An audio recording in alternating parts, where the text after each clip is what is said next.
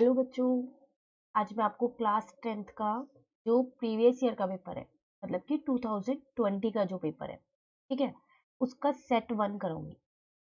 इस पेपर के हमने क्वेश्चन नंबर 1 to 20 कर लिए थे। ये हमारे पास 1 मार्क्स के क्वेश्चन थे, तो ये हमने सारे अपने लास्ट क्लास में कर लिए थे।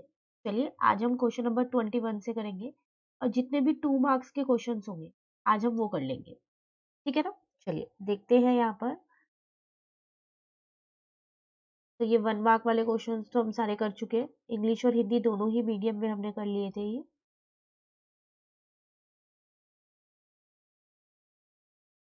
2 मार्क्स के क्वेश्चन है यहाँ से सेक्शन बी, ठीक है। तो आज हम ये करने वाले हैं सेक्शन बी। तो क्वेश्चन नंबर 21 से 26 तक आज हम करेंगे, ठीक है।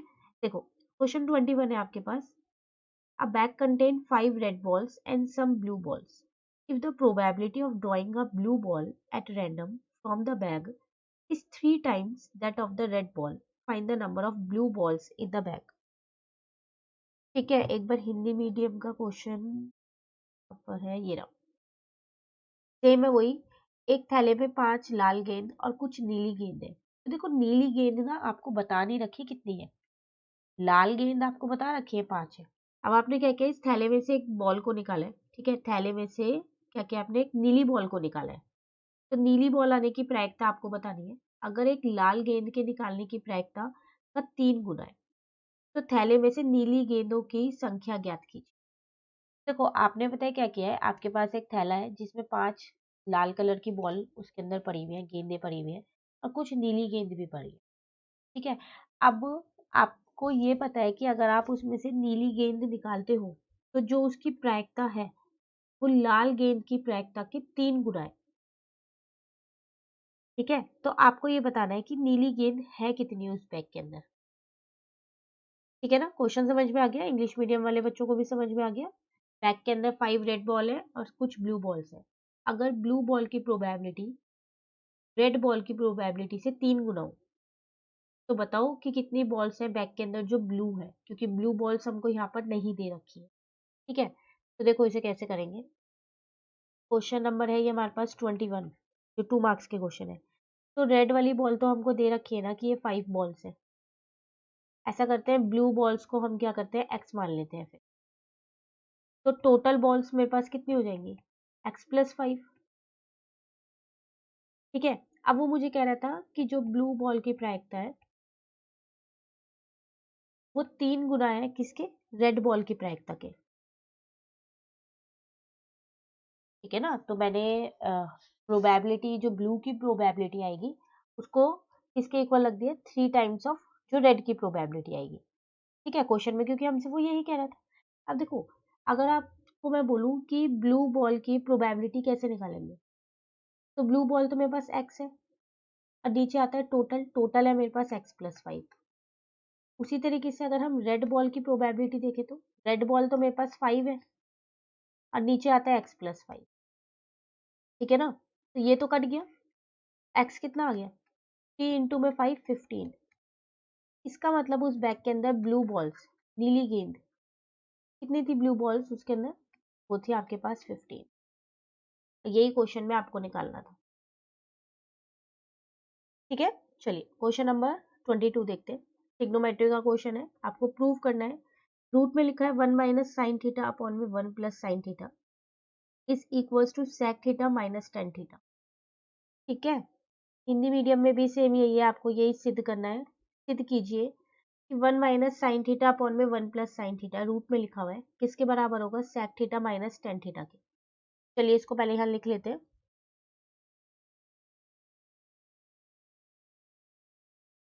तो 1 माइनस साइन थीटा अपॉन में 1 प्लस साइन थीटा था, ठीक है, इस इक्वल्स टू में आपके पास है सेक थीटा माइनस का टेन थीटा। तो ऐसा करते हैं, हम लेफ्ट हैंड साइड लेके चलते हैं, मतलब कि ये वाली साइड, ठीक है ना।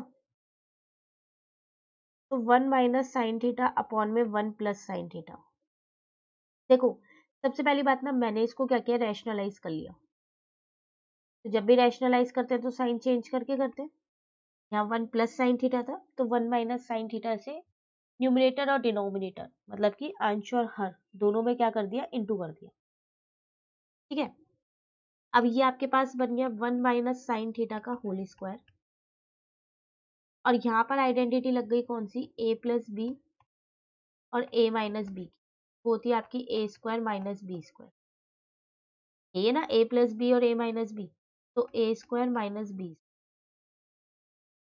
ठीक है, यहाँ तक ये रूट ऐसे ही चल रहा है, अभी रूट नहीं हटाए।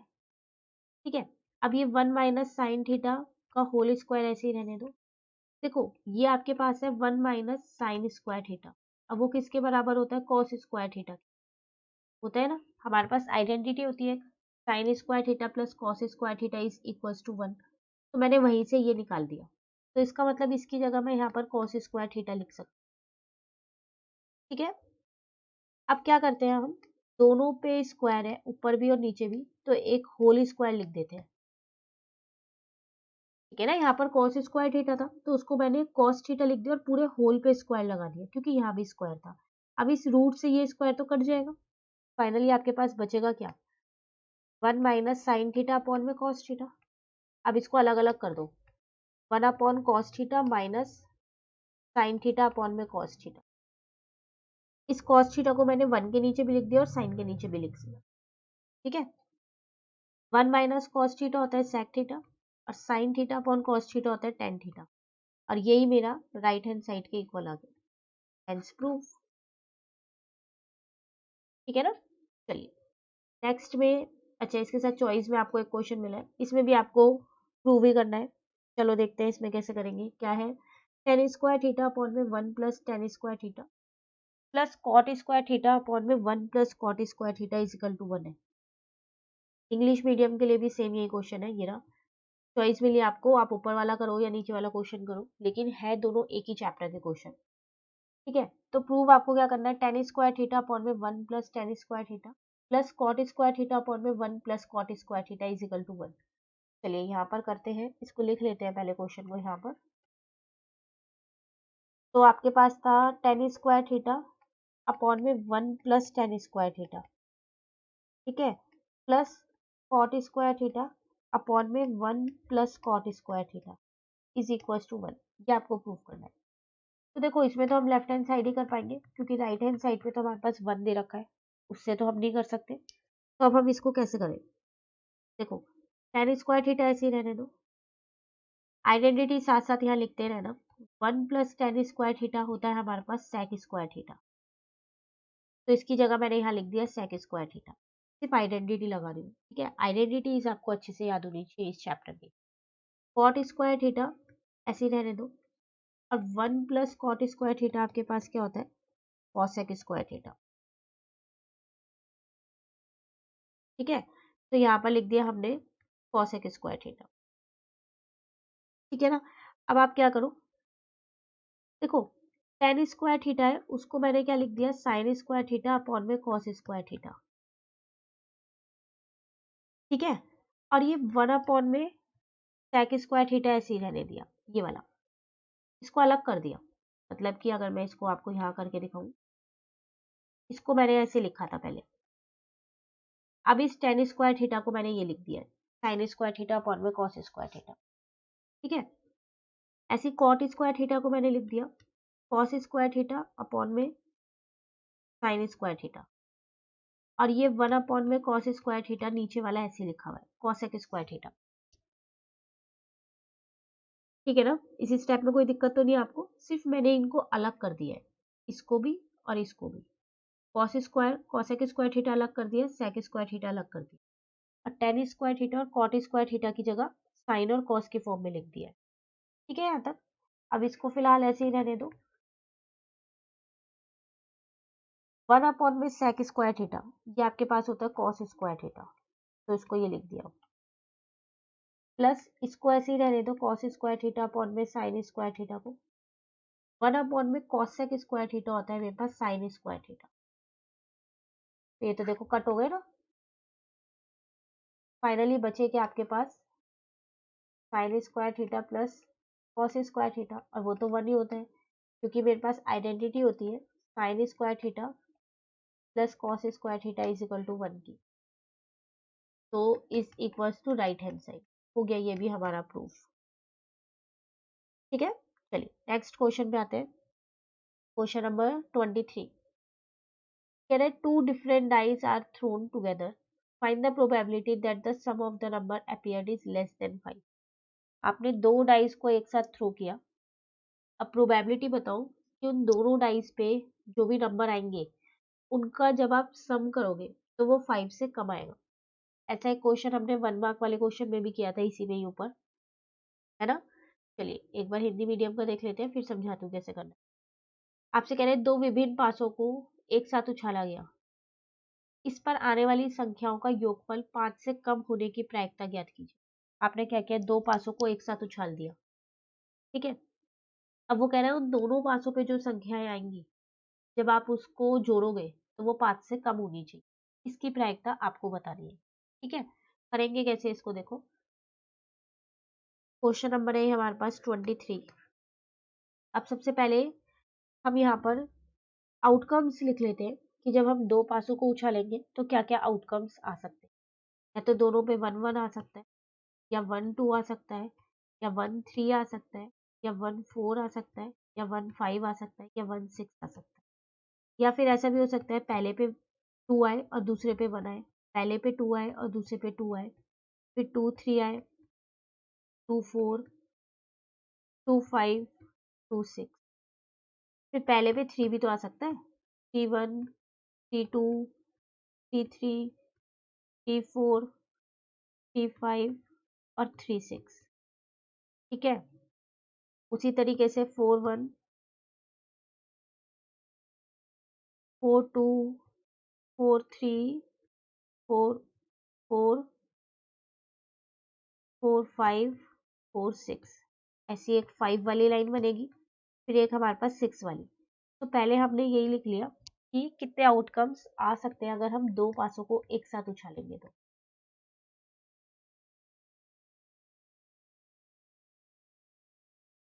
6 1, 6 2, 6 3, 6 4, 6 5, 6 6। चलो ये तो हमने लिख लिया। अगर हम इन्हें गिने ना सबको तो टोटल आएंगे हमारे पास 36। हमको ये बताना है कि 5 से कम नंबर होना चाहिए। तो अगर आप देखो यहाँ पर 5 से कम नंबर कौन कौन से हैं, इन दोनों का सम 5 से कम है, इन दोनों का भी कम है, इन दोनों का भी, इन दोनों का सम 5 है, 1 + 4 5 होगा। तो आपको कह रहा था 5 से कम वाले लेने हैं, तो इसका मतलब ये नहीं लेंगे हम। इन दोनों का भी 5 से कम है, इन दोनों का भी, ऐसे इन दोनों का 5 से कम है। क्या इसके अलावा कोई और आपको ऐसा दिख रहा है जिसमें दोनों का सम करो तो 5 से कम आएगा? नहीं। अब सब में या तो 5 आएगा या 5 से ज्यादा आएगा। तो कितने आए, 1 2 3 4 5 6 आए हैं, 6 आए ना। तो बस अब तो आप यहाँ पर प्रायिकता निकाल ही सकते हो। तो आपको किसकी निकालनी थी, <5 की ना, सम <5। तो कितने थे, 6 था, और नीचे आएगा 36। अनुकूल परिणाम 6 थे और कुल परिणाम कितने हैं, 36 है, 36 है। तो आंसर आ गया मेरा 1/6, ठीक है। तो आप ऐसे आउटकम्स पहले लिख लेना, उसके बाद ही करना, ठीक है ना। चलिए क्वेश्चन नंबर 24। अच्छा इसमें फिर चॉइस में एक क्वेश्चन है, can I find the probability that 5 Sundays occur in the month of November of a randomly selected year. आपको प्रोबेबिलिटी बतानी है कि नवंबर के मंथ में 5 संडेज आए, ठीक है, किसी भी साल के। अगर आपने रैंडमली कोई भी एक साल सिलेक्ट किया तो प्रोबेबिलिटी बताओ कि उस साल के में जो नवंबर है उसमें 5 संडे आए हैं उसकी, ठीक है। हिंदी मीडियम का भी सेम यही है कि नवंबर के वर्ष में 5 रविवार, मतलब किसी भी एक वर्ष में नवंबर के महीने में 5 रविवार आने की प्रायिकता आपको बतानी है, ठीक है। कैसे करेंगे देखो, सबसे पहली बात तो ना इसमें हम ये करेंगे, देखो आपको पता है कि नवंबर में कितने डेज होते हैं, 30। तो इन 30 डेज में से इतना तो कंफर्म है कि जो 28 डेज है उनमें तो मेरे 4 संडे आएंगे ही आएंगे, बाकी बचे हुए 2 दिन रह गए। मैंने 28 में 4 संडे कैसे लगाए, क्योंकि देखो 28 का मतलब है आपके पास 4 वीक, 4 हफ्ते, क्योंकि एक हफ्ते में 7 दिन होते हैं, है ना। तो फिर 4 हफ्तों में कितने होंगे? अगर मैं 4 हफ्तों के दिन निकालूं तो 4 इंटू 7 28 डेज होंगे। तो इसका मतलब इसमें 4 संडे आएंगे, ये तो फिक्स है मेरा। तो इसकी तो मैं प्रोबेबिलिटी नहीं निकाल सकती, क्योंकि जो चीज होती है उसकी प्रोबेबिलिटी कैसे हम निकाल सकते हैं? प्रायिकता का मतलब क्या है? जिसके आने या ना आने के चांसेस हो, है ना। हम कंफर्म नहीं है उस चीज के लिए, पर यहाँ तो हम बिल्कुल कंफर्म है कि 4 संडे तो आएंगे ही आएंगे, तो इसका मतलब इसके लिए तो हम कुछ भी नहीं करने। अब बात आती है जो ये 2 दिन बचे नवंबर में, 28 दिन तो कंफर्म हो गए, चलो भाई 4 संडे है ही है। अब ये जो 2 दिन बचे, इन 2 दिन में क्या हो सकता है? क्या पता इन 2 दिन में एक दिन संडे और एक दिन मंडे हो, लेकिन ये भी तो हो सकता है कि एक दिन मंडे और एक दिन ट्यूसडे हो। फिर ये भी हो सकता है कि एक दिन ट्यूसडे और एक दिन वेडनेसडे हो। ऐसा भी हो सकता है कि वेडनेसडे और थर्सडे हो। ऐसा भी हो सकता है कि थर्सडे और फ्राइडे हो सकता है ना। ये भी तो हो सकता है कि फ्राइडे और सैटरडे हो इन 2 दिन में, और ये भी हो सकता है कि इन 2 दिन में सैटरडे और संडे हो। तो क्या क्या चांसेस बन रहे हैं इन 2 दिनों के? ये 7 चांसेस बन रहे हैं, 1 2 3 4 5 6 7, है ना। अब इन 7 जो ये आउटकम्स मेरे निकल के आए, इसमें से संडे कितने दिन आ रहा है? अगर आप यहाँ पर देखो तो संडे एक यहाँ पर आ रहा है और एक यहाँ पर आ रहा है, यही आ रहा है ना।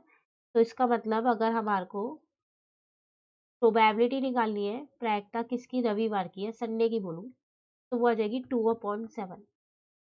क्यों? क्योंकि सिर्फ 2 ही दिन यहाँ पर संडे आ रहा है और टोटल आउटकम्स मेरे 7 है।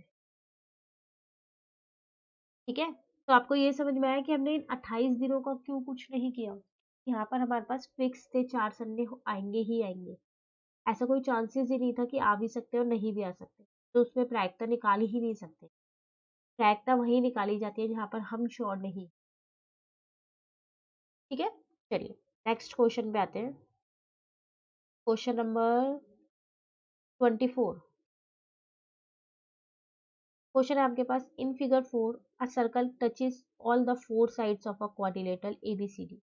If AB is 6, BC is 9 and CD is 8, then find the length of AD। देखो यहाँ पर आपको एक सर्कल दे रखा है जो क्वाड्रिलेटरल के अंदर है, और एक क्वाड्रिलेटरल की सारी साइड्स को यहाँ पर टच करना है, ये रहा। ठीक है, नाम दे सकते हो आप इसे खुद से, PQRS। आपको साइड्स दे रखी है AB BC CD, और आपको ये AD वाली साइड आपको निकालनी है। ठीक है ना। हिंदी मीडियम का क्वेश्चन का है, ये रहा। कह रहा है आकृति 4 में एक वृत्त एक चतुर्भुज ABCD की सभी भुजाओं को स्पर्श करता है। यदि वो आकृति, इसमें देखो ये वृत्त जो है इस चतुर्भुज को हर जगह से छू रहा है, सभी भुजाओं पे छू रहा है ये, तो इसको नाम दे देते हैं हम PQRS।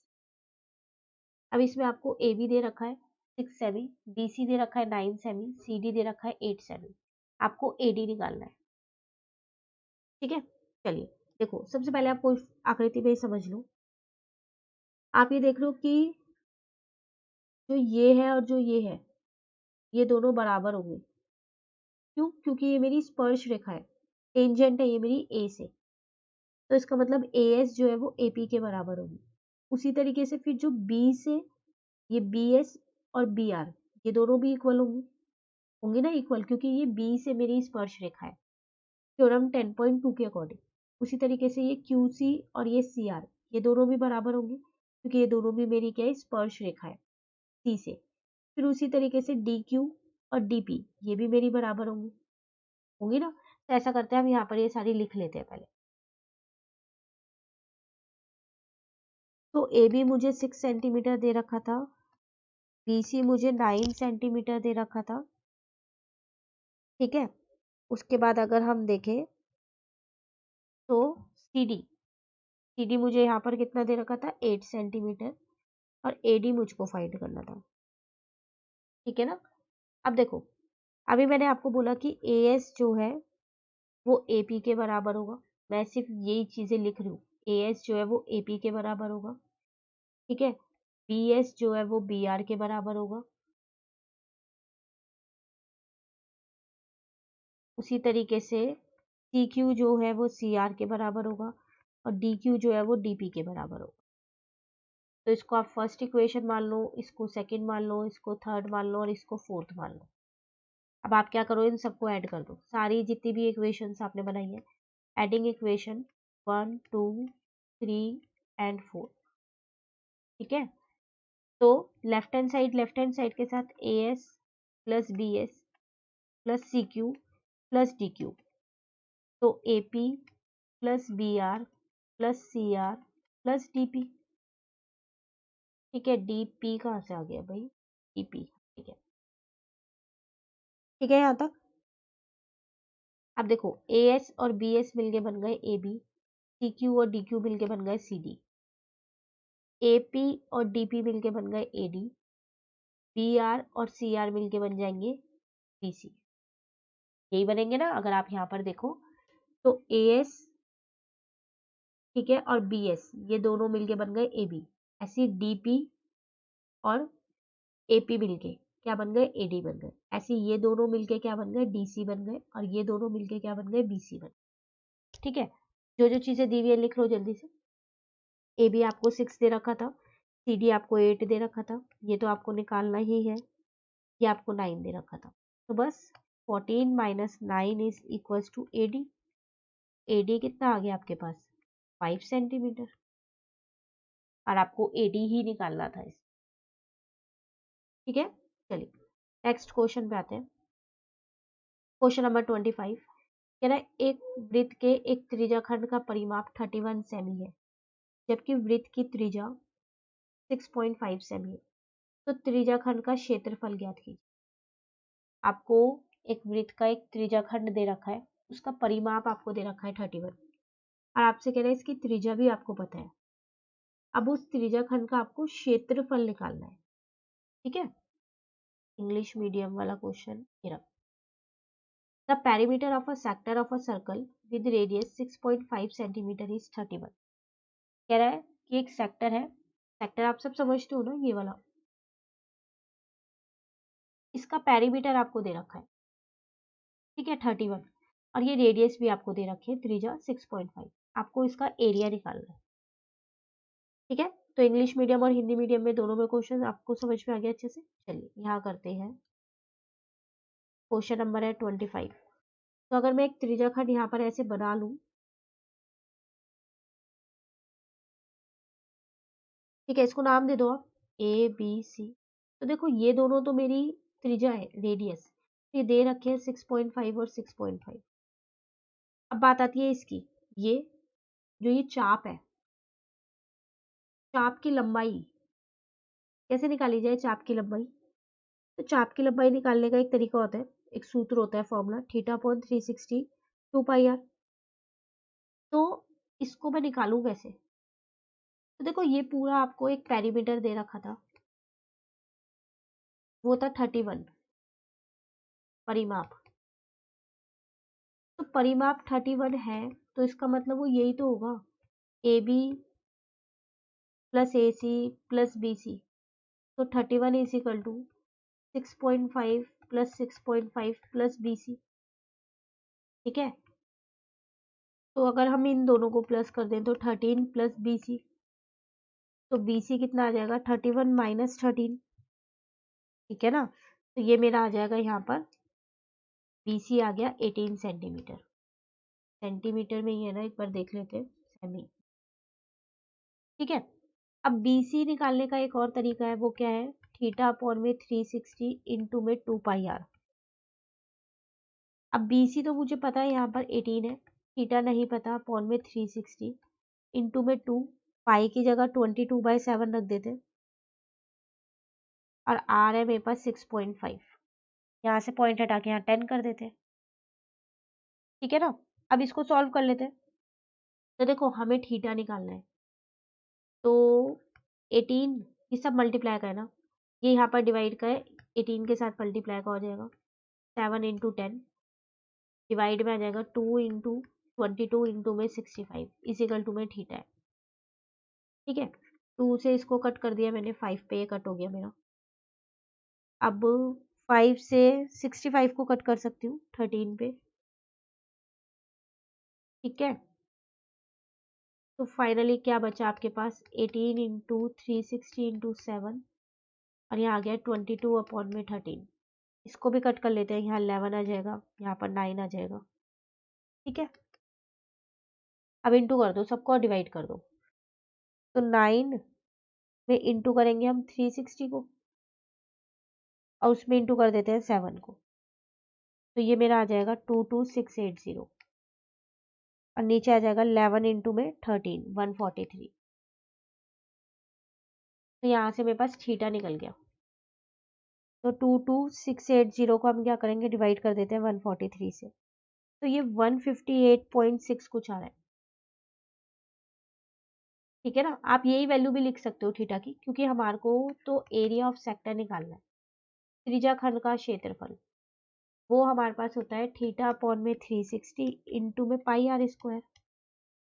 तो थीटा की जगह आप चाहो तो इस पूरे को लिख सकते हो, 22680 अपॉन में दिस इंटू में 1/360 अलग से लिख दिया। पाई की जगह ये है और आर है आपके पास ये।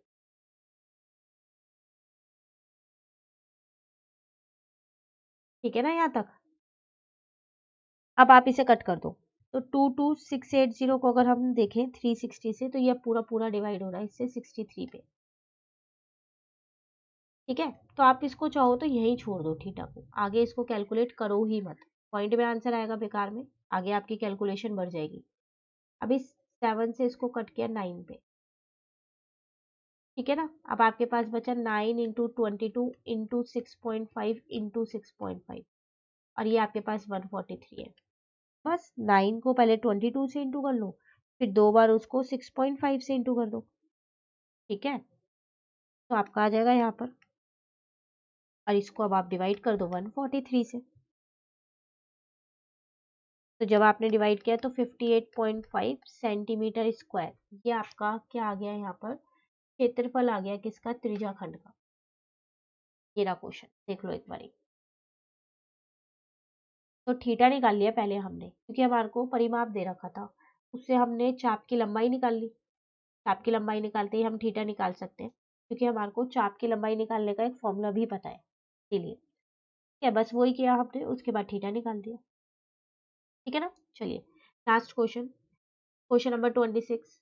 ये क्वेश्चन हमें नहीं करना है, क्यों, क्योंकि हमारे कोर्स में नहीं है, चैप्टर नंबर 2 का क्वेश्चन है ये।